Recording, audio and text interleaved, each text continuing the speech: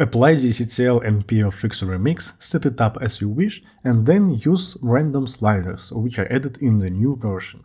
You can always adjust the effects, since random works in the range you choose here. There is a big area for your experiments with random. For example, you can achieve a sort of glass blur. You should disable random mode, colors, thresholds, and put random distance and angle at 2.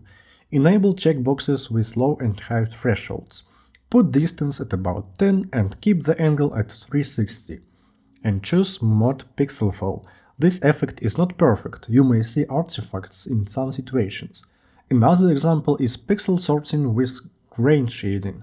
The randomness is different in different frames, with random sliders on 1 and with sliders on 2 is different for each pixel. So, if you want to make glitch speed lower, duplicate the clip, add the effect into the higher clip, add alpha output, add new node, copy the node with effect, choose math, and connect the new node into alpha output. Be sure to connect node source output into alpha output, it may automatically change it to node alpha output. And now you should put a stop motion effect on the higher clip. You can make simple glitch transitions. Just add an adjustment clip over the cut, add the effect, and then you can copy this adjustment clip and use it everywhere you want. If you have a question, use the comments or contact me directly. All the links in the description.